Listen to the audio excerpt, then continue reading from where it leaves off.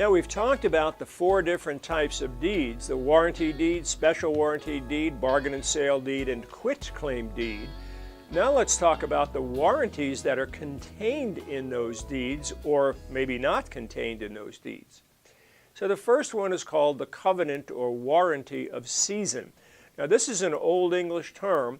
I believe I mentioned the term season or the livery of season. This was a ceremony that we talked about relating to the bundle of rights. The ceremony occurred back in Middle Ages in England.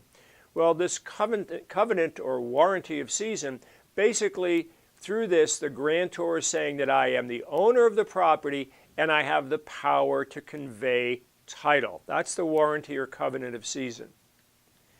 The next one is the warranty or covenant against encumbrances. Basically what this says is that I, the grantor, am transferring the property to you free and clear of any encumbrances other than those that I disclose to you and I'm telling you are on the title that the property has against it. So the covenant against encumbrances, the grantor is saying that there are no other encumbrances on the property other than those that are listed in the deed or that I've told you about through the title insurance policy. The next one is one of my favorite terms, the covenant of quiet enjoyment. Quiet enjoyment. Say it. You can't say it loudly, can you? The covenant of quiet enjoyment. And let's take a look at your notes here. The covenant of quiet enjoyment holds that it assures the grantee that their use will not be disturbed because of title defects. In other words, no one holds a superior title to yours. And if someone pops up claiming that they have superior title, depending upon the type of deed that I've given you, I will or I might not protect you. The next warranty is the warranty or covenant of further assurances. Take a look at your notes again.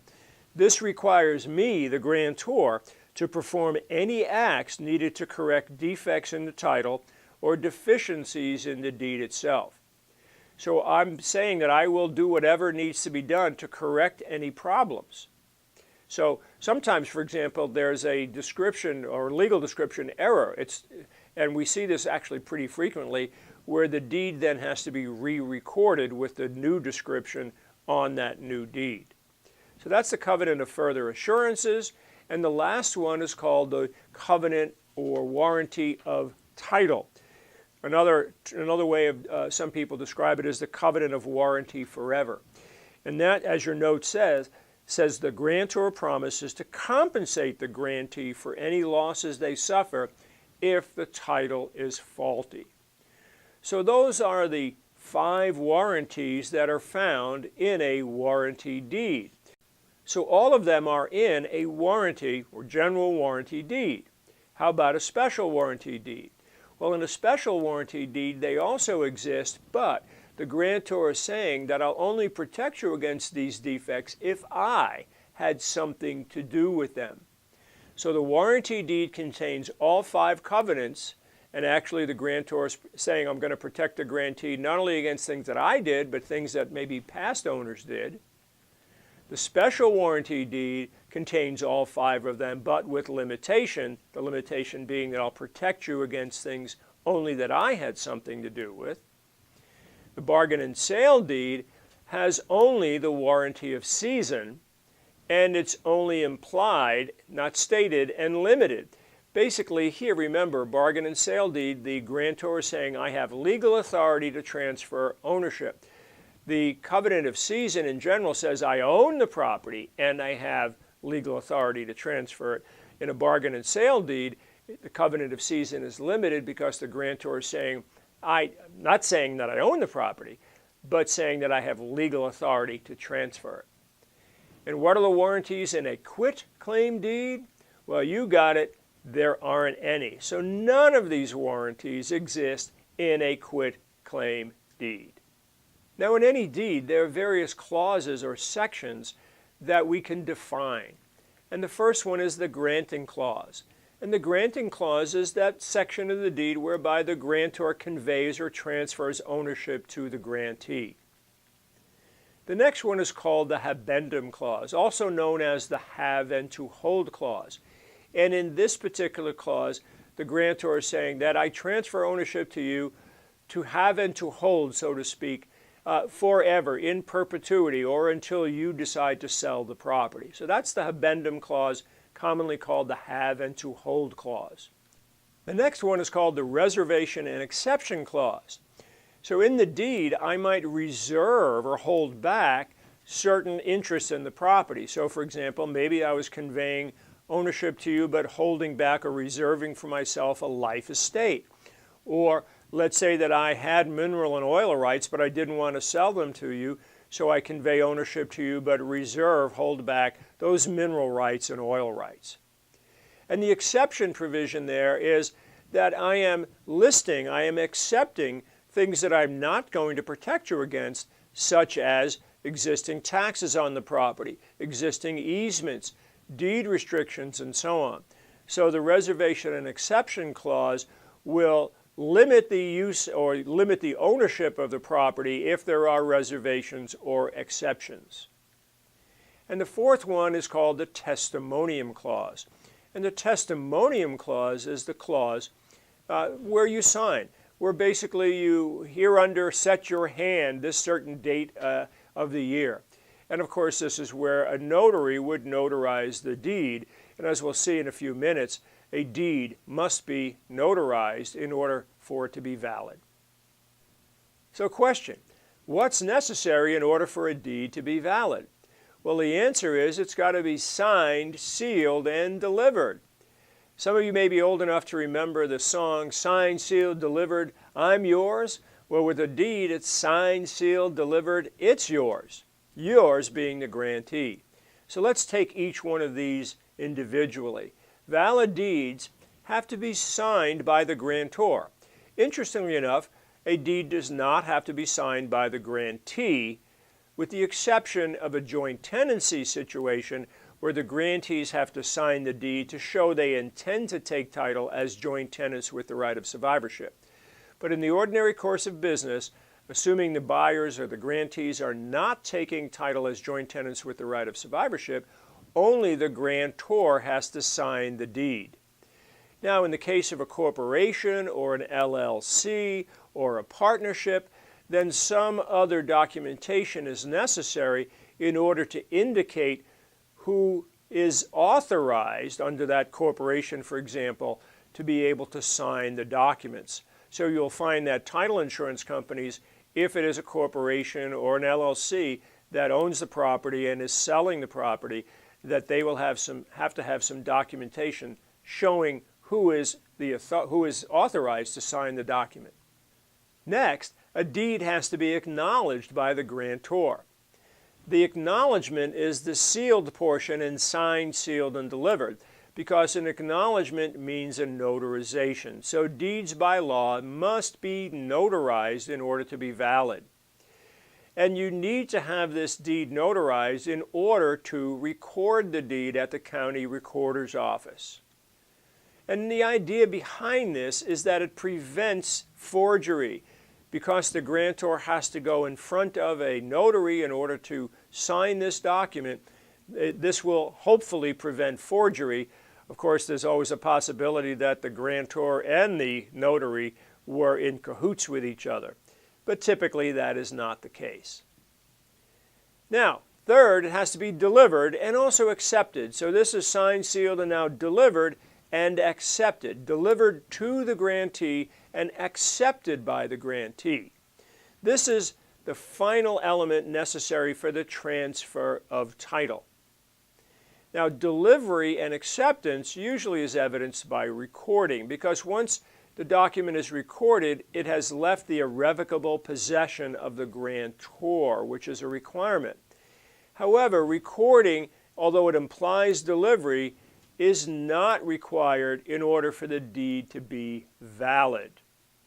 I could give you a deed where it leaves my irrevocable possession. You accept that deed, and we have a valid transfer of title.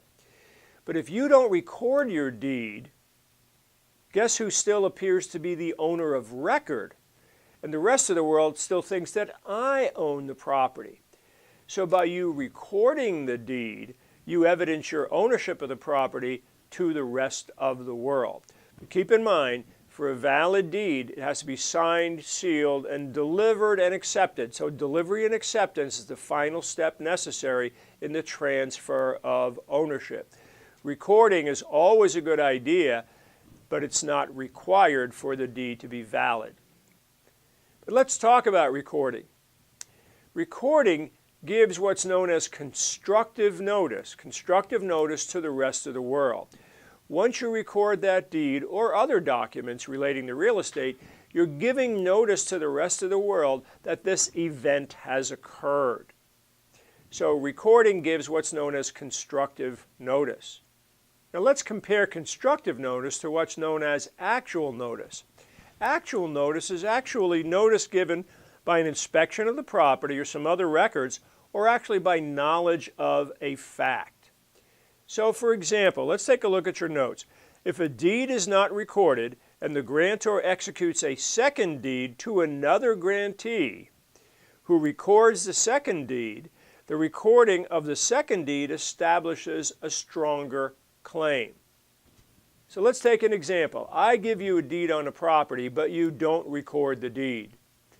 I then convince somebody else, since I'm still the owner of record, remember, I'm the owner of record since you didn't record your deed, and I go to another party over here and I say, Joe, all right, I own this property, I'd like to sell it to you at a good price. So Joe gives me a nice price for the property, and he takes his deed down and records it. Since even though I sold the property to him after I had transferred ownership to you, since you didn't record your deed, and Joe did record his deed, Joe's claim is stronger as compared to yours. However, what if Joe had actual notice of your interest in the property? Let's say that I told Joe that I conveyed property to you, but don't worry about it, Joe, because you didn't record your deed. So Joe goes ahead with that knowledge and buys the property and records his deed. Guess whose claim is stronger? Your claim would be stronger because of the fact Joe had actual notice of your interest in the property. So even though he recorded his prior to your recording, Joe's claim would not be as strong because Joe had actual notice of your interest in the property to start with. So let's recap here. Constructive notice means notice given to the rest of the world, and that's done through recording, versus actual notice, which is notice of a fact or a situation based on records or actual knowledge of that fact. Now, relating to deeds, we have something called an affidavit of value, also called an affidavit of legal value. And this document must accompany the deed in order for the deed to be recorded. And this is a document that is signed by the buyer and the seller, and what its purpose is to state the sales price so the county assessor has information about that transaction. You know, in other sessions, we'll talk about the county assessor and the process of evaluating property for tax purposes.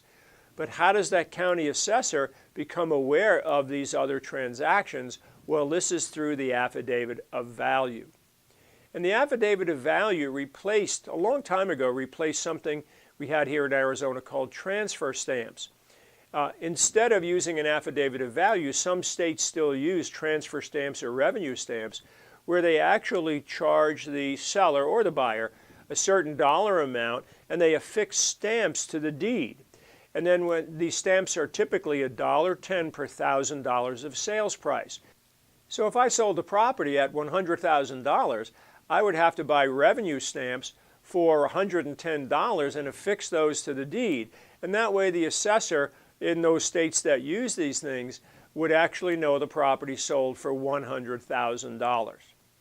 Also, just interestingly enough, many of you I'm sure have heard of Zillow. Where do you think Zillow and these other e-appraisal sites, these automated valuation computer models, where do you think they get their data? Well, they get it from this affidavit of value here in Arizona. So on Arizona transactions, Zillow will say we have 99% of the data from sales prices. And the reason they can say that is this information is public record. Now in your course material, you should have an old deed from Kansas. And I want to use this deed and read through it briefly with you in order to demonstrate some of the things that we've talked about in a few of these sessions. So let's take a look at this. It says this, first of all, at the very top it says deed, general warranty. Well, we'll see where that comes from in a minute. It says this indenture, an indenture is a contract, made the 9th day of April 1945 between Herbert and Florence Ramsey, his wife, of Reno County, Kansas. I don't know, any of you come from Reno County? There's the party of the first part, and E.C. Bray of Hamilton County, Kansas, the party of the second part. Witness that the parties of the first part in consideration of the sum of $1 and other valuable considerations. So their deed is a contract and it's naming some consideration here. The receipt of which is hereby acknowledged, do by these presents, meaning this document, grant, bargain, sell, and convey unto said party of the second part, his heirs and assigns, all the following described real estate situated in the county of Hamilton and state of Kansas, to wit. And then a legal description follows, the east half of section 25, township 25, range 41. So this happens to be the east half of a section, which is 320 acres. Now, that conveyance, that granting clause, does hereby grant, bargain, sell, and convey. Those words are general words. This does not mean it's a bargain and sale deed, even though it has that wording, bargain and sale. But that clause right there is the granting clause. Remember we talked about that? So let's go down to the bottom. To have and to hold the same. That's the habendum clause, the have and to hold clause. To have and to hold the same together with all, and singular, the tenements, hereditaments, and appurtenances thereto, belonging or in any wise appertaining forever.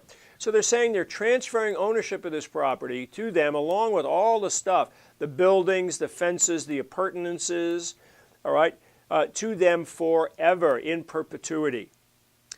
And the grantors, that for themselves, their heirs, executors, or administrators, do hereby covenant, promise, and agree to, and with the party of the second part, that at the delivery of these presents, meaning the delivery of the deed, they are lawfully seized in their own right.